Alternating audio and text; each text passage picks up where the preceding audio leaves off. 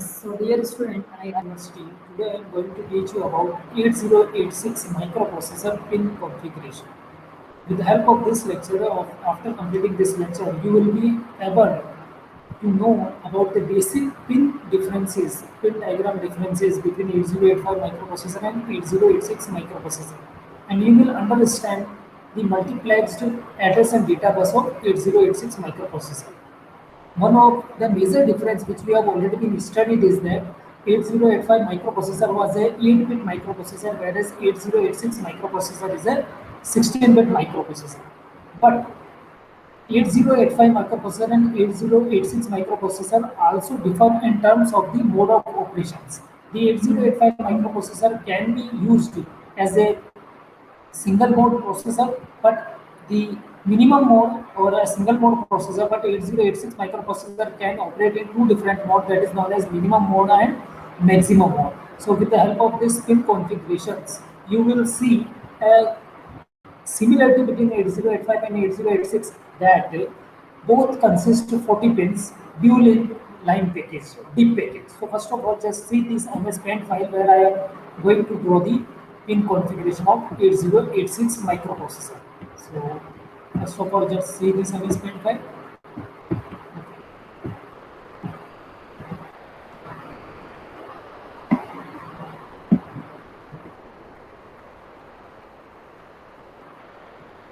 Yes. So this is MS Paint file where I am going to draw the 8086 microprocessor pin configurations. So first of all, the most important thing that 8085 microprocessor is a 16-bit microprocessor. Why? Because the data bus of 8086 microprocessor is of 16-bit instead of the 8-bit like in 8085 microprocessor. It is also 40-pin IC in dual in line package. So I just write on this thing.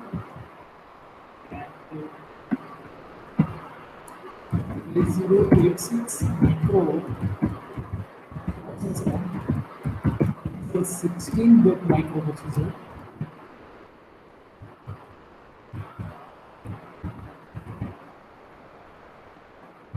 Pin IC, 40-pin dual in line package. It is also known as big dual in line package, that is known as big package. It is a 16-bit microprocessor actually in dual in line package. It consists of the 16-bit data bus and 20-bit address bus. So the memory addressable capability is of 2 raised to the power 20, that is 1 megabyte instead like 64 kilobyte of 8085 microprocessor. It works in two different modes. One is minimum mode and second one is maximum mode.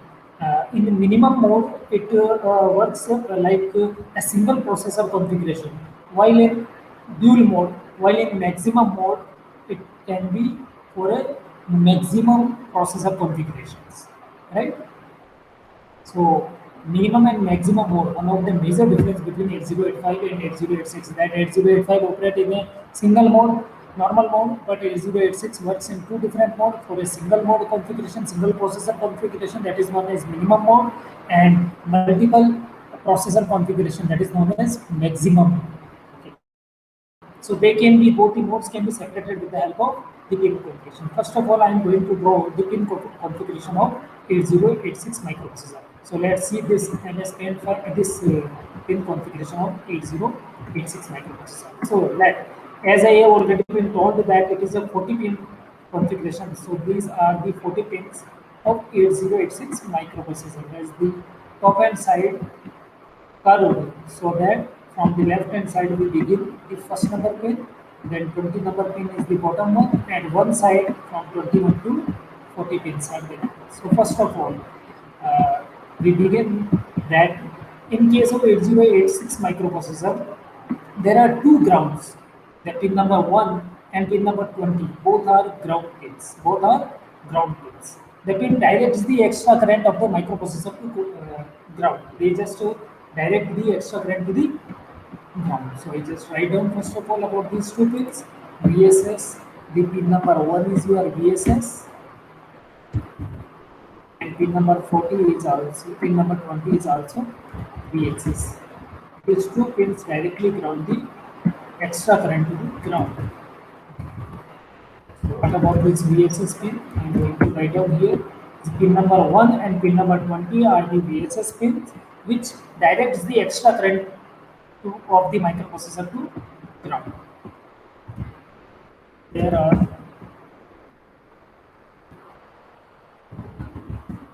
are two pins. That is pin 1 and pin 20 which are used to direct extra current of microprocessor to ground. This ground pins directly ground the extra pin of microprocessor. So these are known as ground pin, that is VSS. Now, as in the case of 8085 microprocessor, 8086 microprocessor are also operate on plus 5 volt DC supply. That's why VCC pin is pin number 40 and it is plus 5 volt DC. It is plus 5 volt DC pin. It is known as VCC. Pin number 40 is used as a VCC pin, which means 5 volt DC supply, like in case of 8085 microprocessor.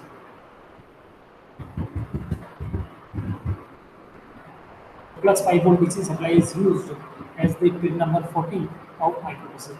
Now, there are 16 multiplexed address and data bus. They are AD0 to AD15. They are pin number 2 to 16. Like in this pin diagram, I am going to draw this pin diagram with the multiplexed address and data bus of AD0 to AD15. They are total 16 address and data bus. So I just will draw this. So this pin number 2 is your AD14.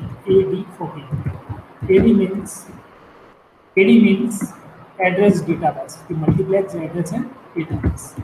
AD13, AD12, AD11.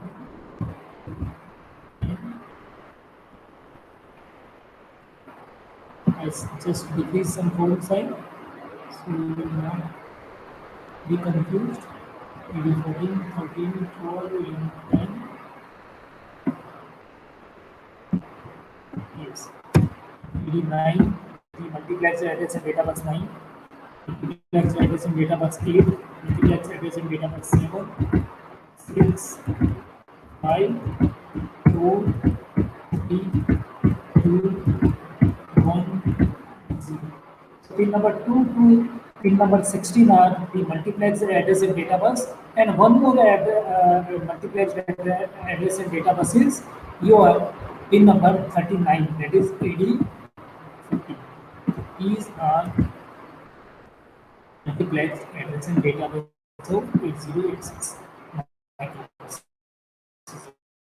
These are multiplex address and data bus of 8086 microprocessor. They are actually used that these pins can serve as an address and as well as the data. They actually decreases the number of pins required, right?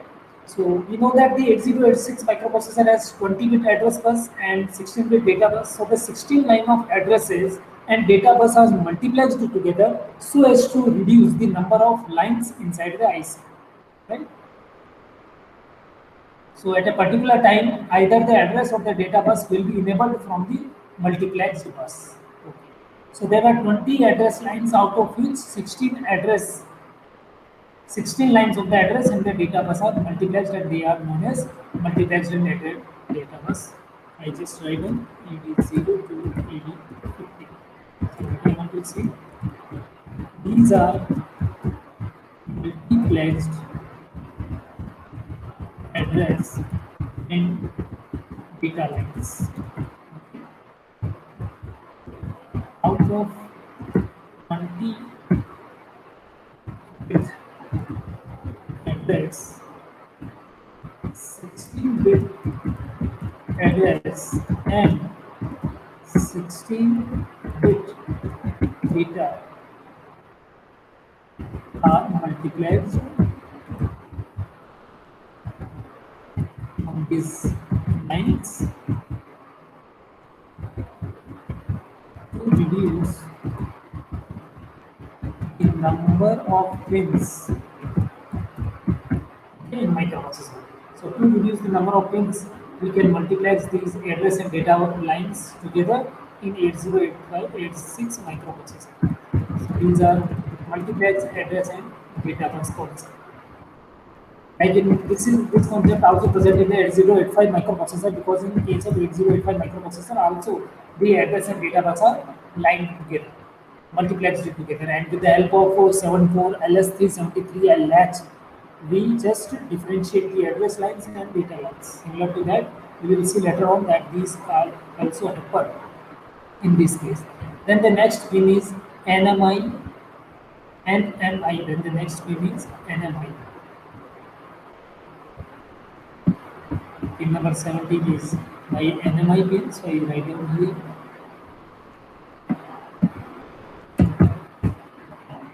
This is what, as the name implies, N for non-maskable interrupt.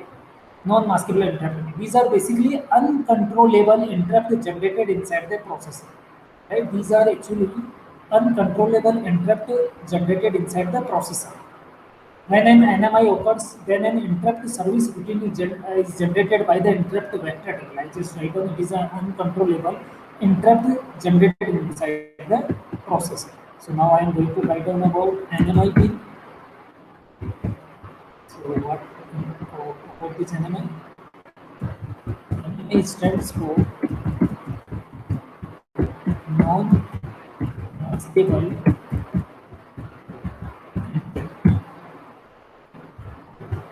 is actually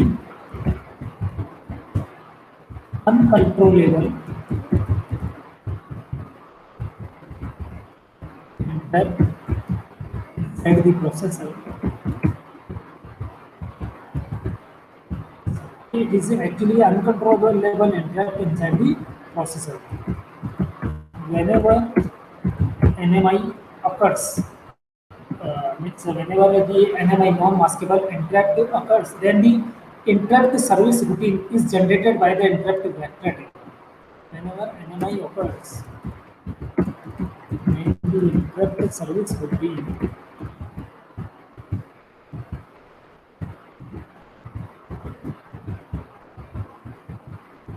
is generated by interrupt vector table.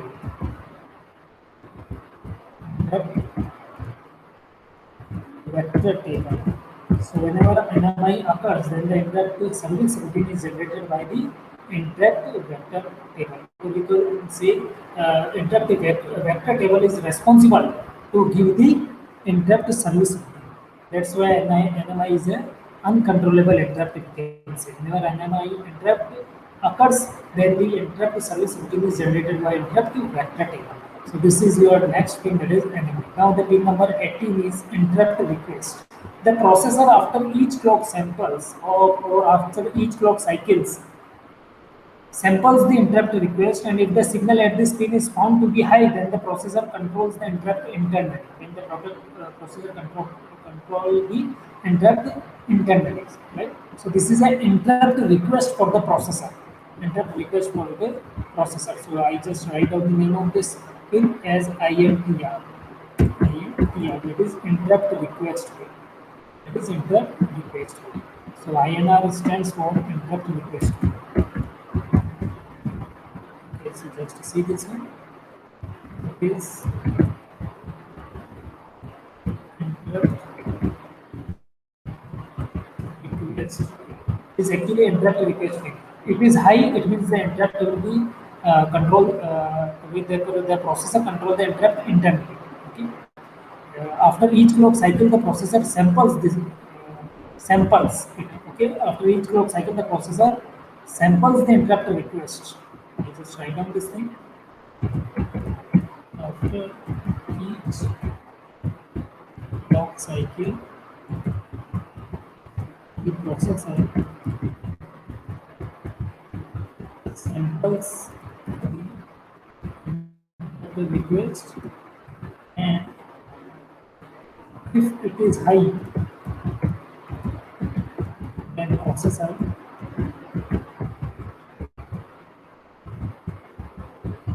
how it's built internally. They want to say first of all this sequence. So it is an interrupt request pin. After each clock cycle, the processor samples the interrupt request, and if it is high, if you are high at this pin, then the processor control it internally. So it is an interrupt request pin for the processor. It is an interrupt request pin for the processor. Now the pin number 19 is actually your clock signal, right? Like the 8085 microprocessor that operate in 3 megahertz standard frequency. The 8086 microprocessor can operate in 5 megahertz, 8 megahertz, or 10 megahertz standard frequency. So a signal at this pin provides the timing to the internal operation that are being executed inside the microprocessor. So what I want to say about this pin number 19, that is your clock pin. Pin number 19 is my clock pin. 19 is my clock pin. Now what about this clock pin? First of all, I just remove this MSPM file. So you will see. I just remove these terms and write down about this. Next pin clock. Now look at here. This is your clock pin. So CLK stands for, this is a clock signal, right? This is a clock signal for the micro, clock pin. A signal at this pin provides the timing to the internal operation. The signal this pin provides a signal to this pin provides an indication, we can say, an indication or timings for the internal operations. A signal to this pin provides timing for the internal operations. Which operation or which internal or whose internal operation that are being executed inside the microprocessor. That are being executed inside the processor. Whatever the signals that are being executed inside the processor are being time operated with the help of this clock signal. So a signal to this pin provides timing for the internal operations inside the processor that are being executed. So this is pin number 20. Now we have pin number 21 to pin number 20. Sorry, pin number 14, which 14 number pin is 5 volt DC pin, and 39 number pin is the multiplex address and database pin of AD15. Now we have at the pin number 21 the reset pin. Whenever this pin is enabled, then it resets the processor and other device connected to the system by immediately terminating the reset task. For example, if you just interface that microprocessor with any keyboard or anything else, okay, with the help of the programming, you just operate the operations of the keyboard via microprocessor programming. Suddenly, you just send a signal to this pin. So whenever the signal is available at reset pin, or you just send a signal to reset pin, then suddenly whatever it works, it stop it to works. Okay, it just jump at its initial locations. Whatever in the program it present at any location, it have to move towards the initial location. So whatever the system connected, immediately terminating the reset task. So I just write down for the pin number 21, that is reset pin. So this is your reset. Okay. So what about the reset pin? Write down here. So at this reset pin, whenever the pin is enabled, then it resets the processor.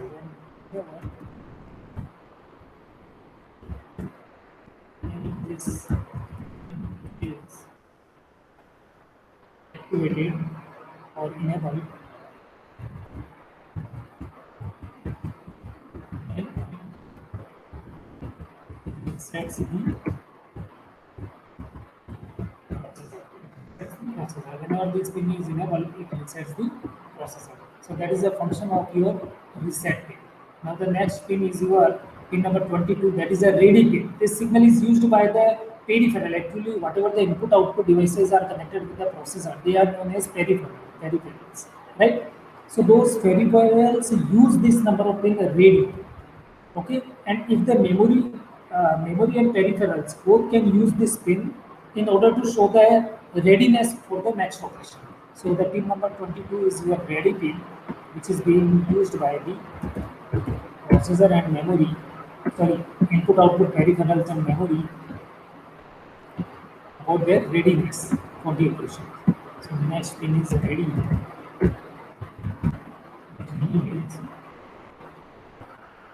Meaning is this signal is used by the peripherals and memory devices, or the signal on this pin. This signal is used by the input output devices, that is also termed as peripherals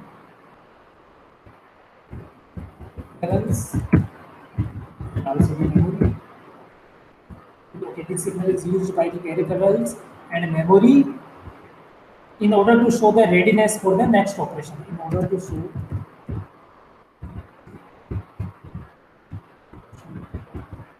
the readiness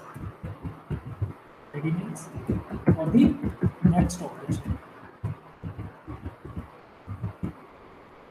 This is a ready pin, that is pin number 22 of microprocessor, which is used by actually by the microprocessor itself. Sorry, peripherals used by the processor and used by peripherals and memory, that it is ready for the operations or they are not ready for the next operations. So this is your request. Now the next pin is your test pin. Now the next pin is your test pin. That is pin number 23. This pin basically show the wait instruction. This is basically show the wait instruction. So I just write down first of all the name of the pin number 23. That is your test pin. That is your test pin. Next pin is what? It is basically used for the wait related operations.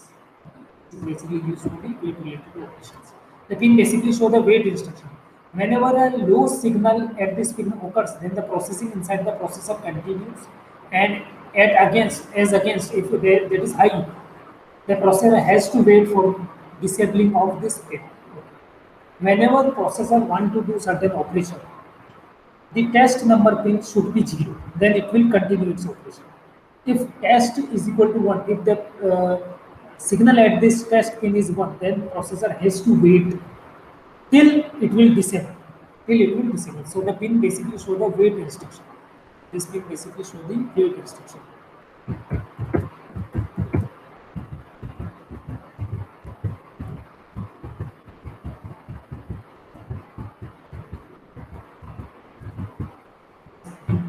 Basically show the wait instruction. Like if low signal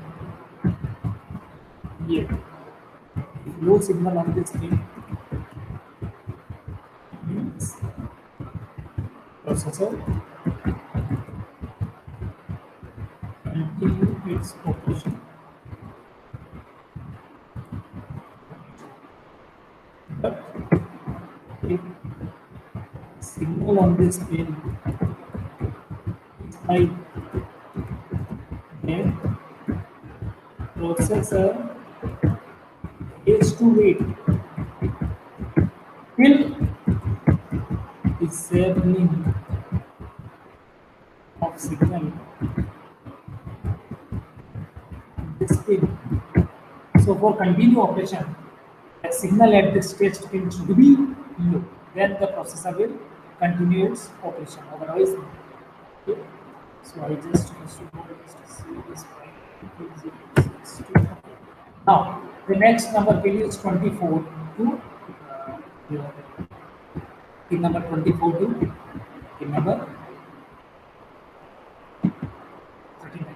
So the next pin is QS1 and QS0. Actually, the QS0 is your address latch enable pin, and the QS1 is your new address interrupt request pin. So first of all, just see QS1 and QS0. They have interrupt request and enable.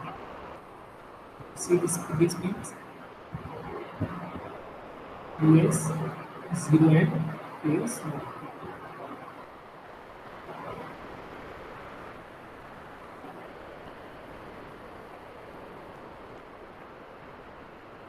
QS0 and QS1. Pin number 24 and 25. This QS0.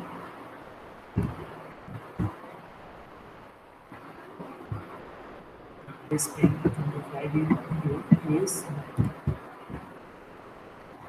Now these can be termed as address latch enable pin. This QS0 related with the interrupt request, but because once again, so I just mark as one. So interrupt request one or anything is dash pin. This QS0 and QS1.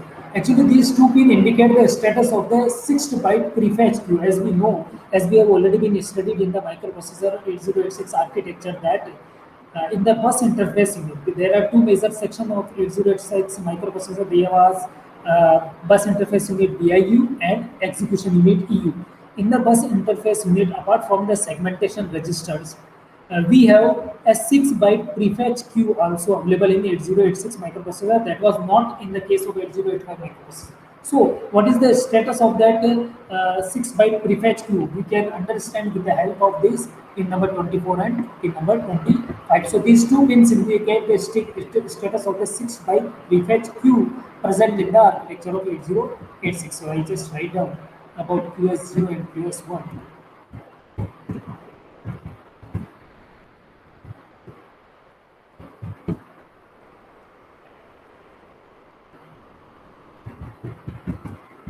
These two pins show the status of the 6-byte prefetch queue available in 8086. Available in 8086. So these are basically used to show the status of those 6-byte prefetch queue. How it will show the status? For example, if both the pins are connected at low, then what will happen? If both are 0, then there will be no operation. If QS0 is 0 but QS1 is 1, then first byte from the queue. Empty queue condition is when QS0 is 1 and QS1 is 0. What I want to say, I just draw on this diagram about the status. So this block will show you what I want to say.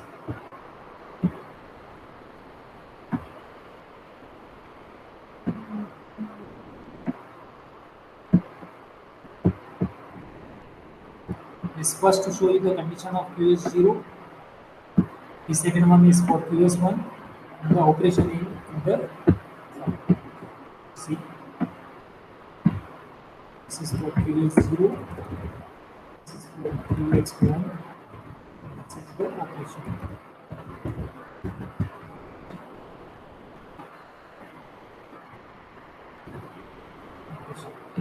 Now see. If both are 0, it means no operation.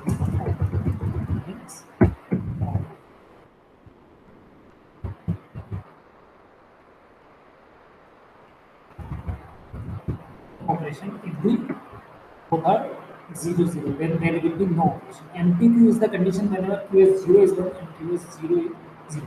If QS0 is 0 and QS1 is 1, it means first byte from the queue. First byte from the queue. If this one is 0, this one is 1, it means first byte from the first byte.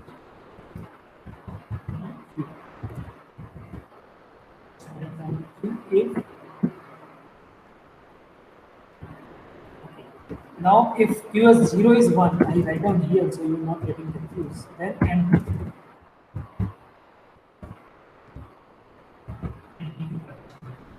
And if both are 1, if both are 1, then subsequent byte from the queue.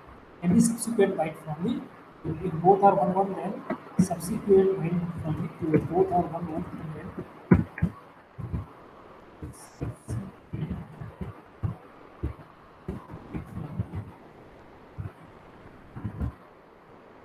so these are two pins for functions that they are related with the status of the 6-byte prefetch. Now pin number 26 to 39 are remaining, and now see the function of pin number 26 to 28 are S0 dash S1 dash and S2 dash, S0 dash, S1 dash and S2 dash.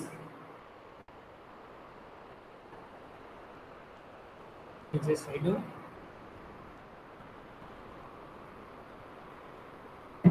S0 dash, S1 dash and S2 dash. So these are S0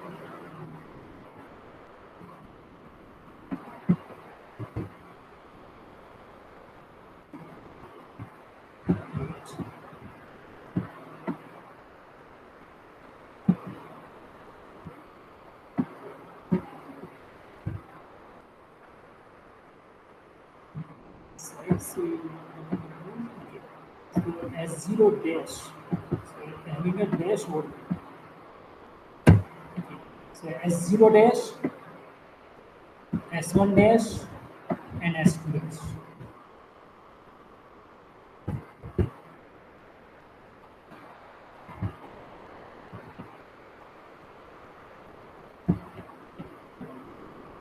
Wait, S2 dash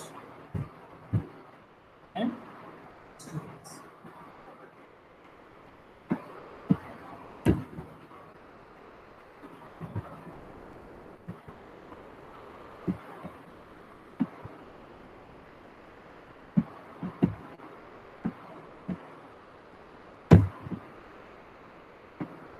Okay, so now continuous from 26, 27 and 28 pins, they are S0 dash, S1 dash and S2 dash. These are basically three status pins and are active low. They just show the operation. This means that if the status at all these pins is 0, then it shows that multiple interrupts are to be handled with maximum. Okay, they are pins in the maximum. S0, S1 and S2 are basically show that if these three are 0, 0, 0, then it means your function will be performed in maximum. Okay, if 0, 0, 1, then what will happen? The read bar or input output, write bar or input output. What is the minimum? S0, S1 and S2? I just show you about this S0, S1 and S2 pins.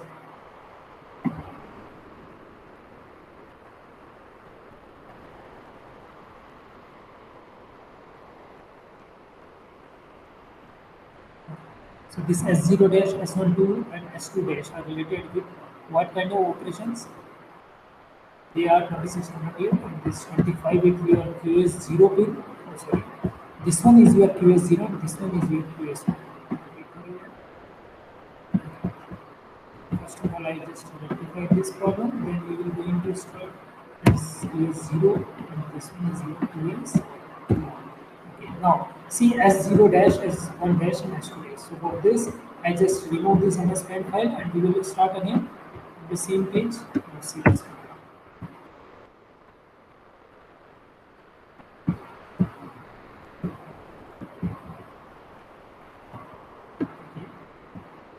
Now I rebuild it. Wait for a while, I just save this MS Paint file. Yes. Now see, think about these three pins S0 dash, S1 dash and S2 dash. So S0, S1,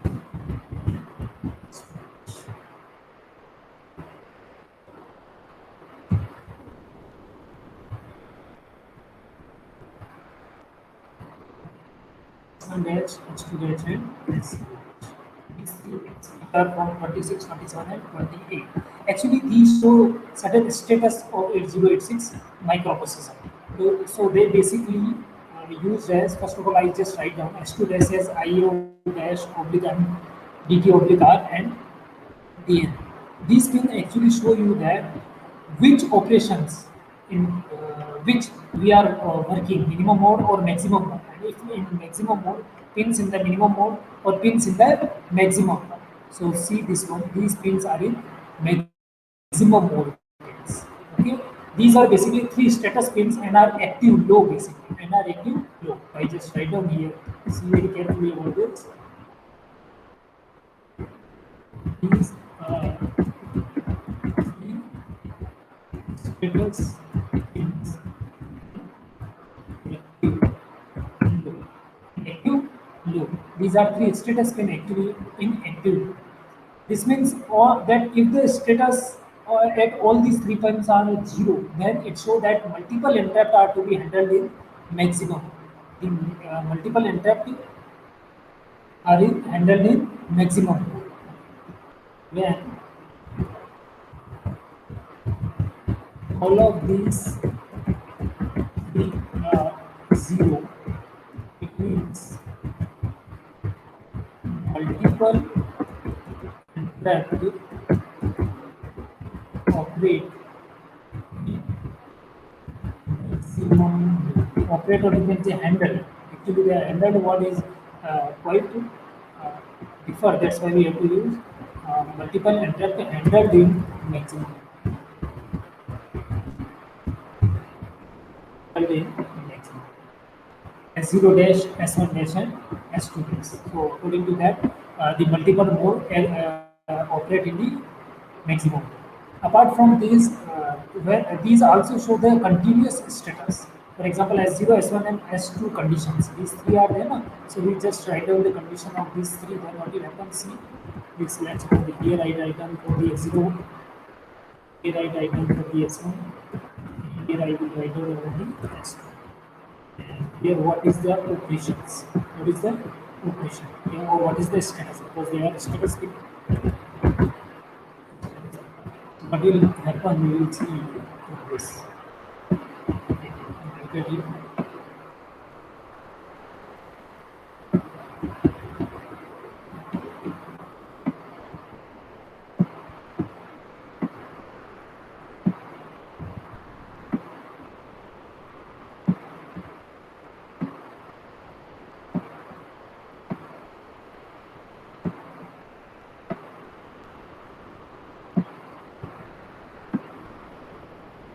Yes, firstly write down so that no wasting of time will be there. If 3 are 0, then interrupt acknowledgement is the status. If 3 are 000, then interrupt acknowledgement is the status. All the 3 are 00 and 0, interrupt acknowledgement, that is INTA is the status. If 001 is there, then read by or input output will be there. If 001 is there, if 001 is there, that it means read or output operation is there. If 010 will be there, if 010 will be there, then write oblique input output. Write oblique will be 0.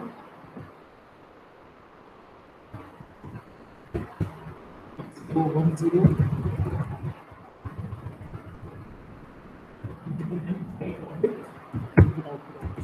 status. If 100 will be there, if 011 will be there, then it is a condition of OR. It is a condition of OR. So if 011 is there, then it is a condition of.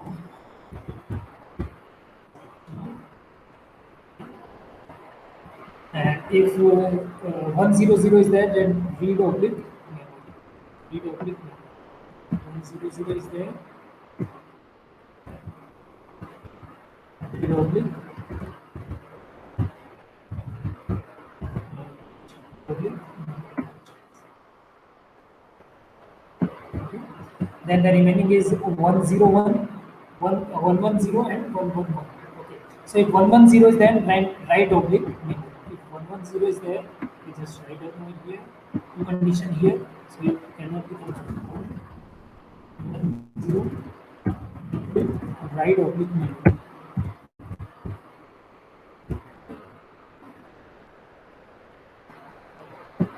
And the last one is 1.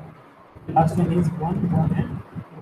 So if on these three pins, if 111 is there, then they will be not an indication of any status. It is not an indication of any status. So that's all about the S0, S1, and S2 pins of 8086 microprocessor data pin number 26 to 28.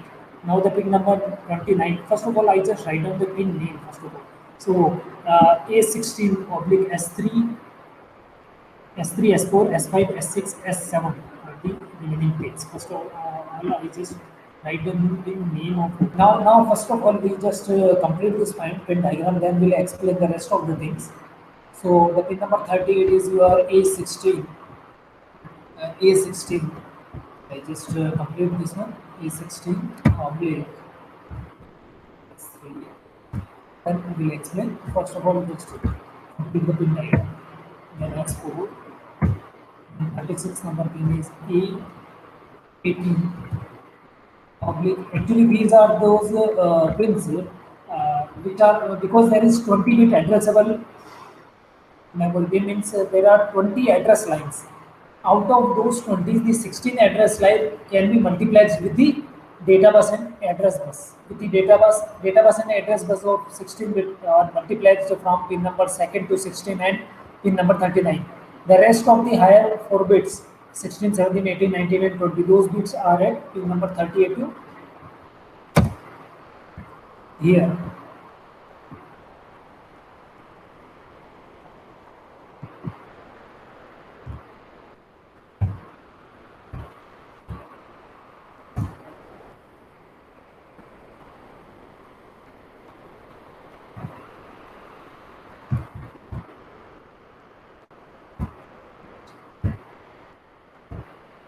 So I complete the Venn diagram, then we'll explain the rest of the pins in front of you. Then, as I have already been told you that it consists of two different modes: minimum mode for a single processor communication, and multi-mode for multiple processor communications or configurations. So that minimum and maximum can be decided by this 33 number pin that is known as MN oblique minimum oblique maximum bar pin. So that is your 33 number pin. Now these 4 pins are remaining, which are known as this 32 number pins. This 32 number pins read bar,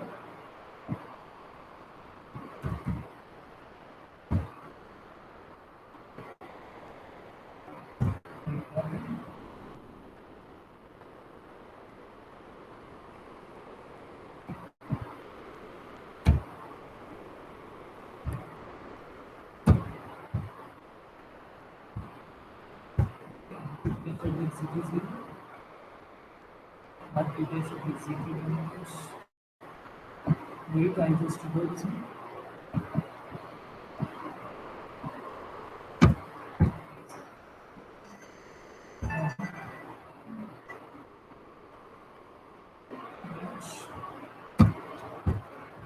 Public GT1 dash.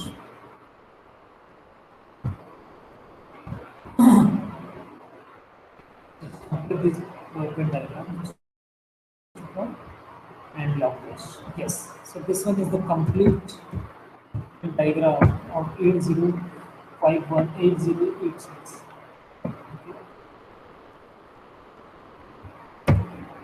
Yes, this is the complete pin diagram of 8086 microprocessor. Now I just explain the remaining number of pins. So see, first of all, from A16 to these 4 pins, I am explaining about these 4 pins. A16 to A19, that is S3 oblique S76. Now I am explaining about these pins. So see, the meaning of these pins are what?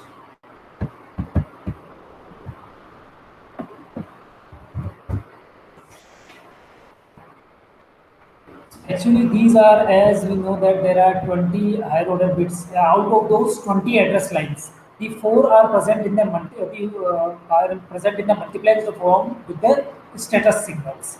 These are higher 4 bits, higher address lines. These are higher address lines which are multiplexed with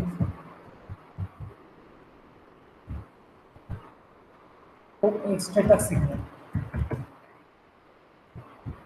Here S stands for the status signal, and these S16, S17, 18, and 19. These are the higher address lines. Out of those 20, 16s are multiplexed, and now the remaining 4 are here. So these are higher address 4 lines which are multiplexed with the address. In the case of memory operations, these pin act as an address bus and contain the memory address. Okay, so as in the case of memory operations, these act as a address bus.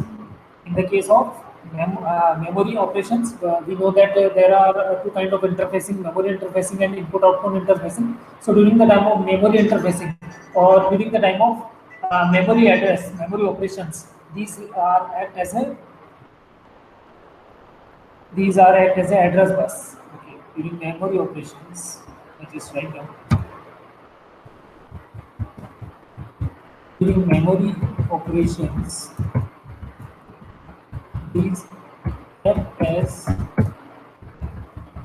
address bus and will contain the address of the memory location. Okay. Now about those status line S3 and S4, how they will behave it as so S3 and S4, these will behave like this one. These show the status. How they show the status? Just to see this one. About this S3 and S4 I am talking about.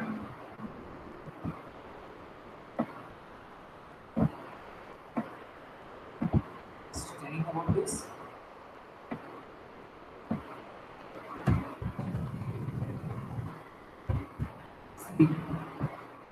For how they are status. So if they are 00, then external access status is ES. If 01, then status is SS. And if 10, then CS or ideal. And if 11, then the status is DS. The status is DS. So the status signal show you that the bus master, or if when 0 is present in the signal, then it indicates that it holding the access. Okay. So I just write down the status. If 00, then the status is ES. If S3 and S4 are 00, it means the status is ES. If it is 01, then the status will be known as SS.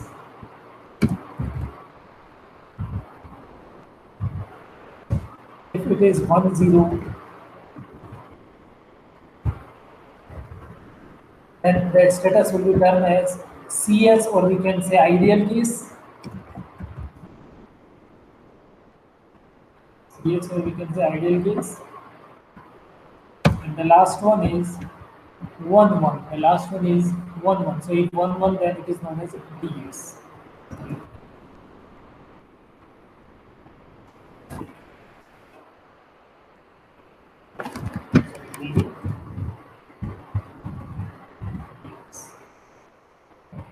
That's about the status of those. That's about the status.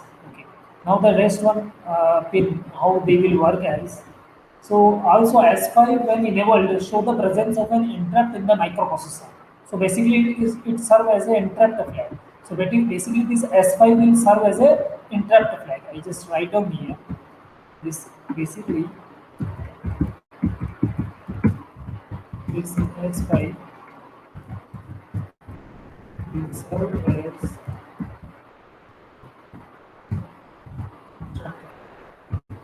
this S5 will serve as a basically this S5 line will serve as an interrupt flag actually, because the interrupts in the microprocessor presence can be shown by this S5 line. The signal at S6 shows the status of the bus master for the current operation. The signal at the S6 shows the status of the bus master. It shows the status of the bus master. So I write down signal at S6 show the status of the bus master. Show the status of the bus master.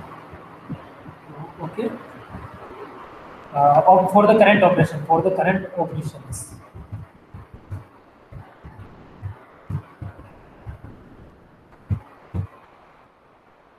It shows you the status of the bus master for the current operations. Now this BHE-S7 pin, BHE is an acronym for bus high enable.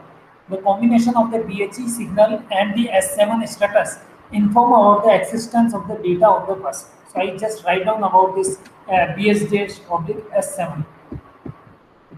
So I just remove this. Now I am going to Now I am going to write down about this BHE dash oblique S7. So just to see this one.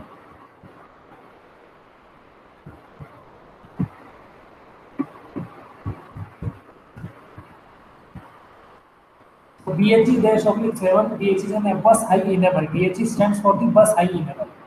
BHE stands for bus high. When this combined with the S7 status, right? The combination of this informs about the existence of the data of the bus. The combination of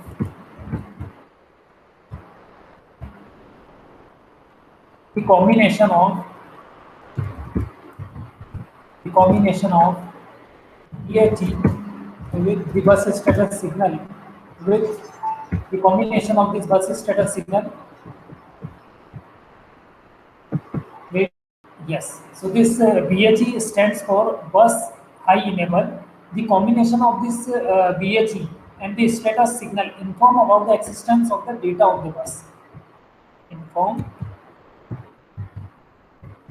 about the existence of the data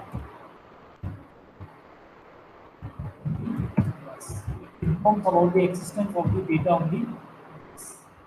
What is the data on the bus? Actually, this can be shown easily by this BHE oblique. How it can show if BHE is 0 and this status bit S7 is 0, then all the 16 bit will be accessed. If BHE is 0 but S7 this status is 1, then upper byte will be accessed. Upper byte will be accessed if BHE is 1, S7 is 0. But if both are 1 1, then none or it is known as ideal state. So what I want to say about this BHE and S7, see this one.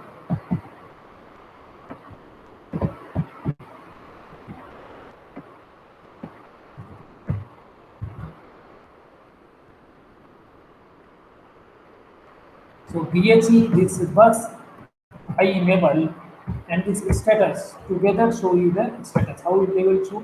Let's suppose this is 0 and S7 is 0. Then what will happen? If both are 0 0, then it means all the 16 bit will be accessed. All the 16 bit will be accessed.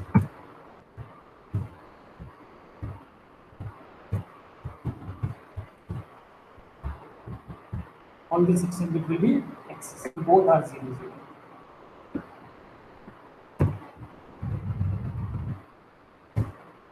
BHE is 0 and S7 is 1.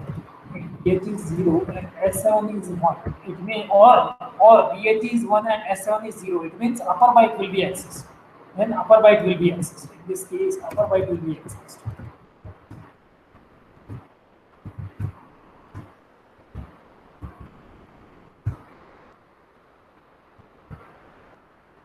If both are 1 1, then none or it is known as ideal state. If both are 1 1, then it is known as ideal state.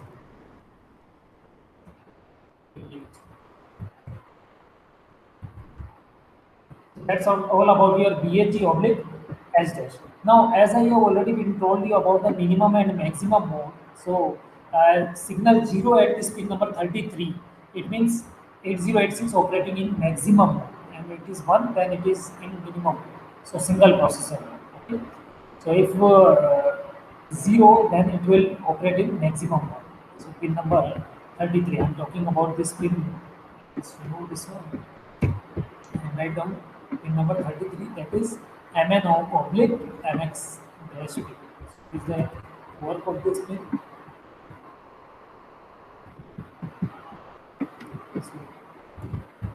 Signal 0 at this pin means processor 8086 operating maximum is that is multiple processor. Multiple processor configuration.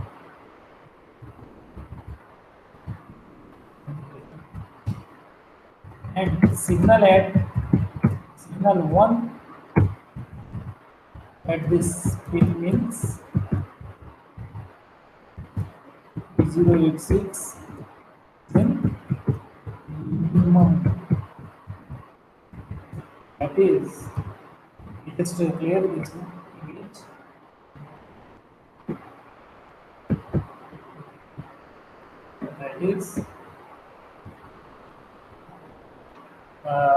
That is single processor configuration.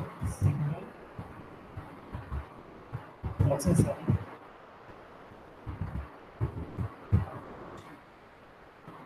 That's all about this minimum or maximum. It means because as I have already been told you that microprocessor 8086 works in a single mode configuration or a multi-mode configuration, that is not a minimum mode or maximum mode. So that depends on what is the pin signal at pin number 33. If it is 0, then it is minimum mode, sorry, maximum mode, and if it is 1, then it will be minimum. So that's all about your minimum one. Now the read bar, an active low signal at this pitch shows the microprocessor is performing read operation with memory or input output device. Okay. So that is very simple to understand about this read. It means, what is the meaning of this read bar pin? Read bar means microprocessor performing either with memory or with input output, either with memory or input output devices read operation. So an active low signal should be required. Clock is a signal at this pin provides the timing to the internal operations that are being executed inside the microprocessor. Now the okay, so that's all about your clock. And now I am talking about this RQ or GT0, that is known as your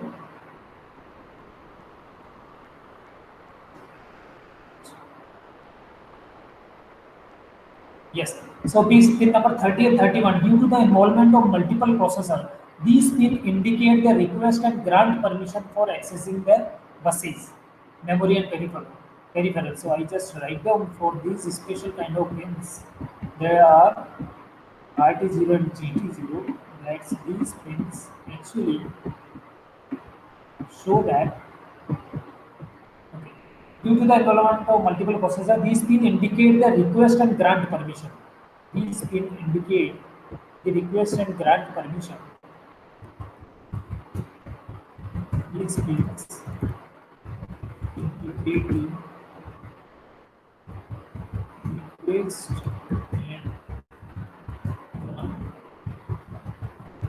permissions for accessing the buses, memory, and peripherals. For accessing the buses, memory, and peripherals.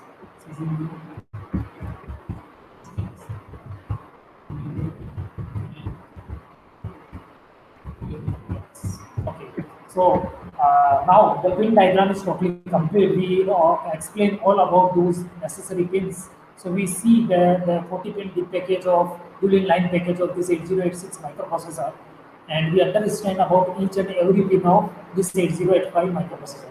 Now we solve certain objectives, whatever we studied till now. So just wait, I am coming with some objective questions. Whatever we studied till.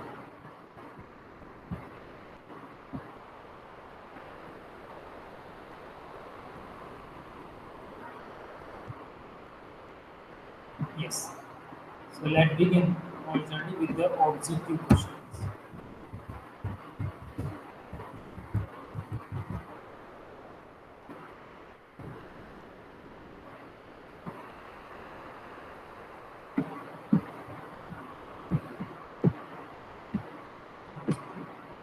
Now let's see.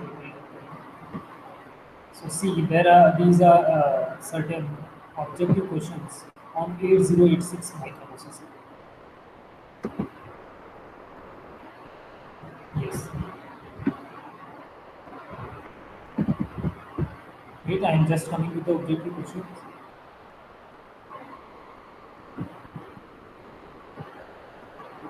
So let's suppose if someone asks you that how many mode of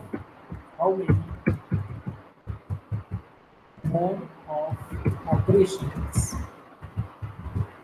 8086 microprocessor.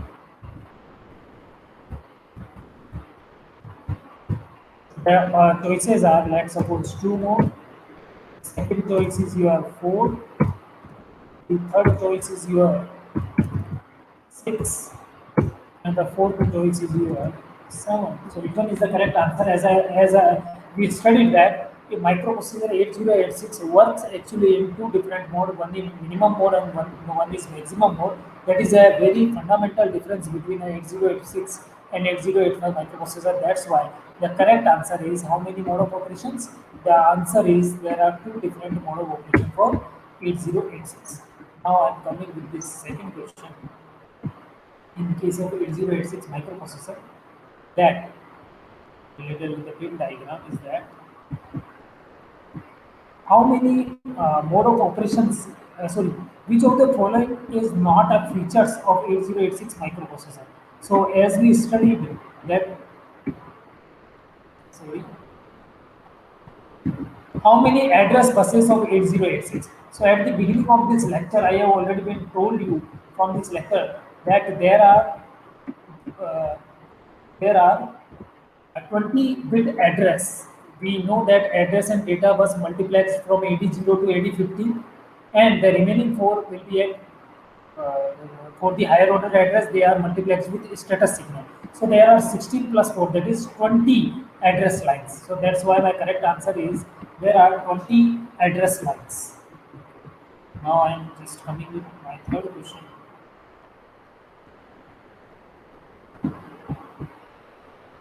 Now, my question is,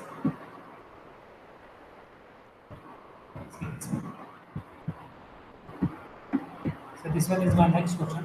It is an ACE-triggered input which poses an interrupt request to the microprocessor. So as in the pin diagram, we see that NMA. NMA was my pin. That NMI, sorry, this is not NMA. Maybe it is incorrect in the Google. So it is NMI, non-maskable interrupt. So non-maskable interrupt is that as triggered interrupt input which poses an interrupt request to the microprocessor. That's why the correct answer for this question is NMI, because NMI is the interrupt request for the 8086 microprocessor, which is ACE triggered. Which is ACE triggered.